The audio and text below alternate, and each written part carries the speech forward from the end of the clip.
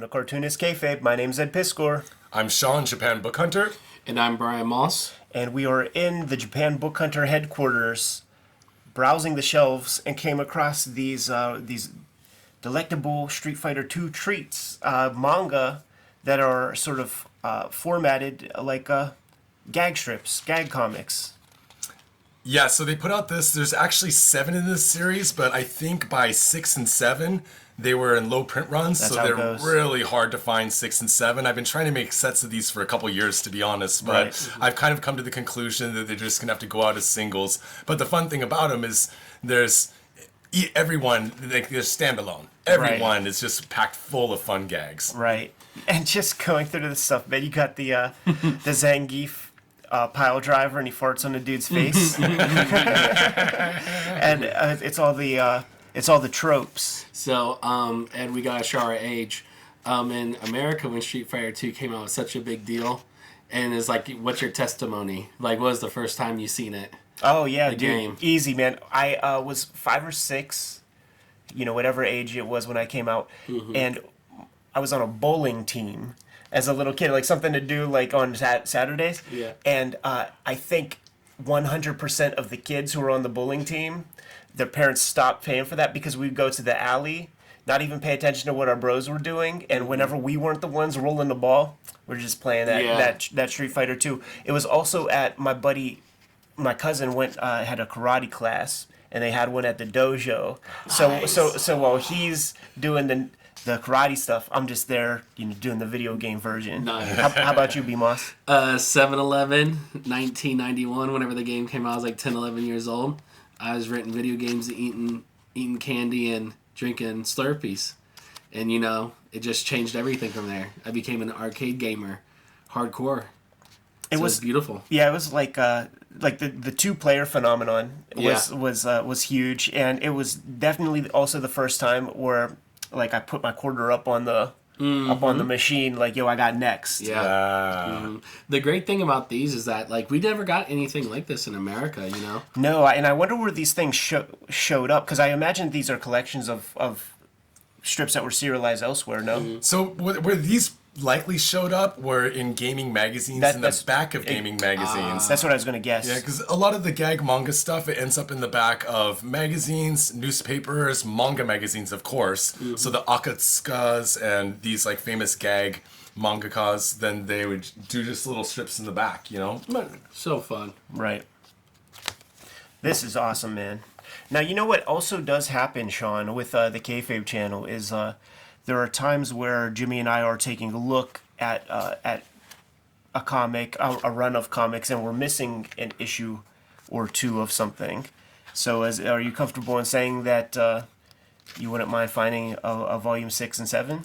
I am always trying to find the elusive 6 and 7, so to put together a set. But much like the X-Men manga, or the Street Fighter manga, or the TMNT manga, like they're, depending on who was doing the illustrating for which issue, Right. some of them are really hard to find. Yeah. Who was working on it at the time, so the bigger names are definitely hard to find.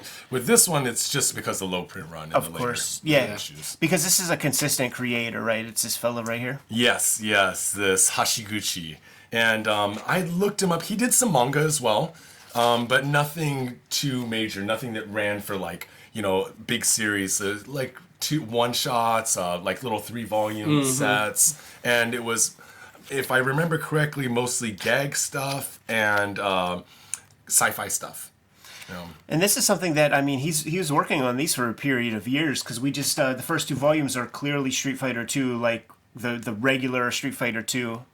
And now we're getting into those characters like that, Akuma Turbo. and stuff like that. Yeah, Yeah. like I'm completely checked out at this point. I don't know. Yeah. I don't know any of these characters. Yeah, this would be like a year later. So you can see the 4 new characters in it. So that's pretty cool. And then, is this still within that time frame? That guy right Oh, yeah, with Akuma on there. Yeah, that would be slightly later. So yeah, this is probably the first 2 or 3 years of the Street Fighter 2 phenomenon. The videos are brought to you by the books that we make, and 2023 was and is a big year. 2024 is going to be just the same. The Hip Hop Family Tree Omnibus is out there. About 75% of this print run has been accounted for, so you guys have about 25% left of our stock to go. Scoop up that book if you see it. It's going to make an excellent gift. The X-Men Grand Design Trilogy comes out November 14th. It collects all of my X-Men Grand Design works inside of one nice, handy soft cover. Scoop that up. There are 3 volumes of Red Room that are completed. 2 of them are out on the stands right now, The Antisocial Network and Trigger Warnings. But coming to you in early 2024 is Red Room Crypto Killers with dozens of pages of extra features and commentary in the back. Street Angel, Princess of Poverty is coming to you at the end of November. It is a companion piece to Street Angel, Deadliest Girl Alive. You get both of these books. You have all of Jimmy's Street Angel comics to date. He's been self-publishing, and here you have True Crime Funnies, the Black and White zine, 1986 zine. Go to Jimmy's website. He might be sold out right at the moment, but you never know. He might have fresh stock depending on when you're watching this video. And Hulk Grand Design is Jimmy's contribution to the Grand Design mythology that we have created for Marvel Comics. Now that we're done paying the bills, let's get back to the video. I guess when we're in Japan, his name's M. Bison, right? Yeah. That's right. Because he's Balrog in the States. Mm-hmm. Yeah, we get all of the character profiles here in the beginning of each one, which is something that was popular in these adaptations. You get the same thing with X-Men, the opening, before the splash page, you have all the character profiles because they're introducing them to Japanese readers. Yeah, look at that, B-Moss. That's clearly, that's M. Bison. Mm-hmm. And so I guess he's Balrog. That pose is ridiculous, by the way. Yeah. That's clearly a riff. Especially for the main bad guy. What's interesting, too, though, is, like, you don't really have to change much to make it just a proper straight-up Street Fighter 2 comic. Yeah. You know, like, all the anatomy is very, very sound. Mm-hmm. And even those exaggerations transfer really well, like, because the game, it was definitely innovative with, like, the expressions of the characters. So to see, like, that even played in more so with the gag mangas, definitely a highlight. Valentine's Day, or Sweetest Day. What you got there, Sean? I was just remembering that there was a Street Fighter 2 comic that was released as well. Let's check it out. Separate from the gag stuff. Yeah, this is like a proper straight up. Yeah, that would have been early, too. Oh, that's cool. I think we might have got a translation of this at some point. Yeah, what happened, I have one issue. It's like a free floppy that came with another comic, and it has like the first like 8 pages, and they color it digitally. Mm-hmm. It's really bad. But this is like really revealing. You get a lot more. I believe that there's 3 volumes in this series. And they'll still take it to that gag place, it looks like, with some of that. Mm-hmm. that M. Bison. Yeah, they made him like a little kawaii. That's wild. Super cool, man. And these are on the retail shelf, no? These are on the retail shelf, so these are for sale. And I'll tell you what I'll do, guys. Since it is so hard to fill out a set, and if I did fill out a set, it would cost you an arm, a leg, a kidney, a spleen, a little bit of everything. Yes. Then I'll probably bust these up into singles, sell them on the website, so that everyone has access to them. So tell the people what the website is, man, and let's sell these things. JapanBookHunter.com, that's where I'm at, and Japan Book Hunter on all the socials. And, if the kayfabe effect overwhelms the book hunter, you'll get the orders out as soon as possible. I try to get them out within 2 to 3 days, and normally that happens, but last time we did a video together, that did not happen, my brother. So expect a little bit of delays, especially, with the season, but I get everything out, and I wrap everything like a little newborn baby. Great quality for sure. Brian Moss, tell the people where they could get your comics, and we'll get out of here. For sure. We got Outer Heaven available in my new book, Desert Decay. Those are available on my Etsy, Strange Things Moss, or you can hit me up on Instagram, Strange Things Moss, or Brian Christopher Moss. Go ahead and inbox me, and then I'll hook you up.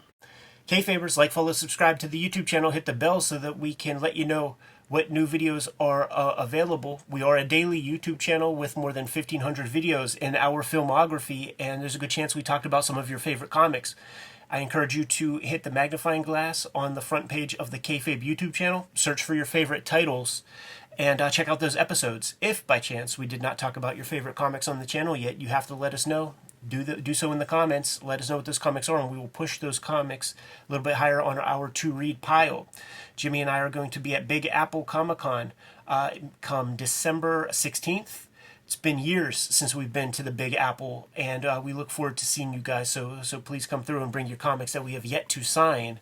We have a Patreon, and on the Cartoonist Kayfabe Patreon, the King Kayfabers get all the videos before anybody else, and when the internet cooperates, they are hanging out with us in a live stream recording session as we make these episodes. Mitigates the kayfabe effect. Ultimately, the videos are brought to you by the books that we make, and before you is a pretty good sample of our bibliography, but we'll get into the nitty-gritty. Jimmy, let the people know what you got coming out soon. My next release is Street Angel, Princess of Poverty from Image Comics. This will be out in late November, in time for their holiday gift for the action comic, superhero comic lover in your life. And Street Angel, Princess of Poverty collects all the Street Angel comics that are not in Street Angel, Deadliest Girl Alive, also available from Image. And get both books. It'll complete your collection.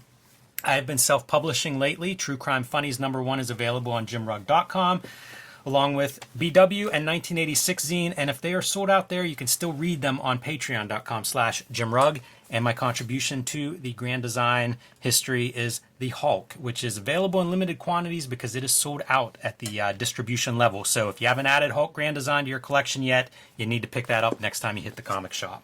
Hip Hop Family Tree Omnibus is my big one for 2023, and it is going fast, man. There's more than probably 75% of this print run is gone, and stores have been re-upping. It was the #1 reordered book on Comic-Con, so thank you guys so much. Thanks to stores for supporting the book. But if you even have any thought that you want this or you want to get it as a gift, make sure you scoop it up right away.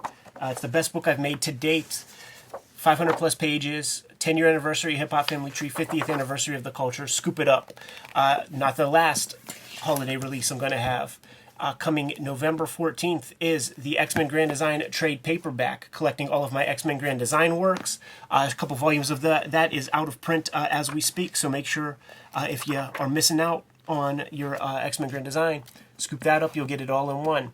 And there is a trilogy of horror comics that I have made under the Red Room umbrella, Antisocial Network, Trigger Warnings, and coming in January is this trade paperback right here called Crypto Killers, which collects my 2023 season of Red Room comics with a bunch of extras. The books are the most important part of keeping Cartoonist Kayfabe solvent and functional. But there are some other ways to support the channel. Jimmy, let the people know. You can subscribe to the Cartoonist Kayfabe newsletter at the links below this video. You can also pick up Cartoonist Kayfabe t-shirts, merchandise, mugs, stickers, and more at our spread shop. That link is also under this video. All good ways to support the channel. Give them those final marching orders, Jimmy, and we'll be on our way. Read more comics.